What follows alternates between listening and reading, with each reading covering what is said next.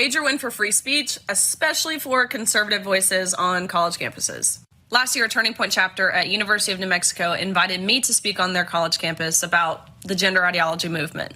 Naturally, in an attempt to get me to not come to their campus, the university charged me almost $10,000 in security fees. I kind of just complied because I thought this was normal, but I was wrong. I realized this is a tactic that a lot of universities do to conservative voices. This same hefty fee was not applied to speakers who had opposing viewpoints to me. A few weeks after, UNM brought a bunch of drag queens to campus, and guess how much they paid in security fees? That's right, $0. So I sued. Joining us now is Riley Gaines, host of Gaines for Girls podcast and a women's rights advocate. It's good to have her back on the show. Riley, tell us about the lawsuit. I also had to encounter this at University of New Mexico before. Tell us all about it. Well, it looks like they did not yet learn their lesson. Always good to be on with you, Charlie.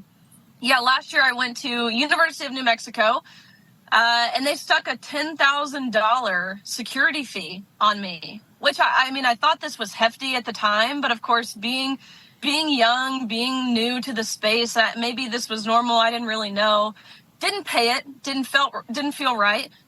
Decided to do some digging, and what I found out in doing this digging was this was not the standard fee they charged other speakers, especially speakers who had opposing viewpoints to that of my own. As I said in the video, a few weeks after I was on campus, of course, they had a bunch of drag queens come to campus, and they were charged $0. And after I saw that, I really had no other option than to pursue a lawsuit along with Turning Point, along with the individual students there. They were brave enough to put their own name on the lawsuit, which was pretty incredible. Leadership Institute, Southeastern Legal Foundation were all proponents of the lawsuit. And so we had depositions and things and testifying even, and we just found out last week that at least temporarily the lawsuit has been victorious, and they have issued a preliminary injunction, meaning we don't have to pay the fees. But this is really the first step in hopefully making this injunction permanent for the university to follow from here on out.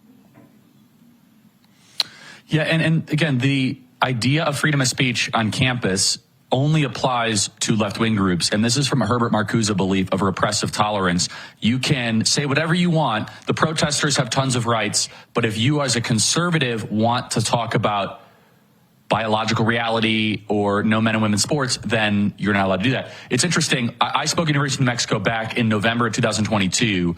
I went up to speak, and they had me in the security room. They had hundreds of protesters. I went to kind of a balcony to go wave at the protesters. The protesters lost their mind. The police then did not come to the protesters to arrest them.